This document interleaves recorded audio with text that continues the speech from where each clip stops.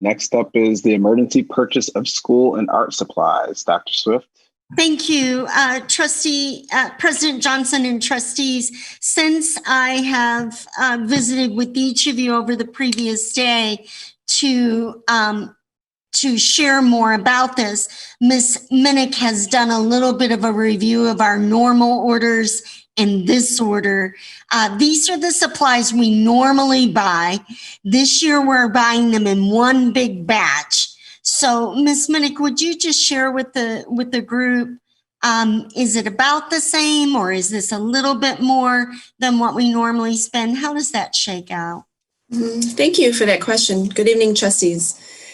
Yes, this bulk purchase, in order to allow our students to access necessary school supplies and art supplies that would normally otherwise be provided in the classroom, the cost of this does approximate just about the average of the costs for these supplies over the last couple of years, typically that we would spend annually, an average of that. So yes, this is in that ballpark of what we would normally spend each year to provide those necessary supplies. And yet I will add, Ms. Minnick, one reason why we won't feel badly if you work it into the CARES grant is because when we return to school, we recognize that we'll have to provide supplies in the classrooms. And we won't suppose that these supplies will find their way back to the classroom necessarily. So it seems like we're probably planning for some more, perhaps. Yes, I would anticipate that when we return to in-person learning, that there will need to be additional replenishment of classroom sets of materials and some things that we would normally offer. And these supplies may or may not last through the second semester. Right. So there may be some additional purchases should we even remain on virtual. So. Thank you. Is to include this cost in our CARES grant funds, simply because we wouldn't otherwise normally need to purchase some of the classroom sets and those materials that are available in the classroom. So, thank you, trustees. Any other questions?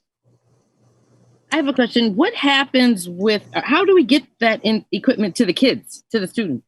I'm so glad you asked that, Trustee Lightfoot. So next week, starting on the 22nd of September, the schools are coordinating drive-through pickup events, and the supplies are organized in little kits or boxes by grade level. So our parents will just drive through and they'll pop their trunk, and we'll put a second grade kit and a fifth grade kit or whatever goes with that vehicle, and we'll move right on through. So that's great. Thank you so much. Thank you, Trustee Lazarus. Thank you. These supplies that we're purchasing, are these supplies, these are general supplies, these aren't for specific art classes, or those would be in addition, right? To these supplies. Right. Yes, those would be in addition. In fact, each school building, I should mention in the middle school or high school, have supply allocations in their budgets for specific types of supplies for perhaps math or science or language arts, what have you. These are the supplies that we would buy in a general sense to equip our general classroom materials for use by everyone. Okay. So money is in the budget for those specific course supplies. Okay. So we know that these are general type, like scissors and glue sticks and paper and stuff like that, that some parents do have around the house already. Right. If they wanted to, because a lot of times parents will donate that kind of stuff to the school. Is that something that we could maybe post what these little kits are, and maybe parents who want to help out the district in a COVID pandemic world, maybe they would already have it and they can just double check, and then maybe we can save these for other kids that, maybe, so we can kind of stretch our dollars a little bit. Is that something that we could do, or we don't want to do that? Or? Yes, I appreciate that, Trustee Lazarus. And I believe Mr. Cluley's already got the lists up on the website.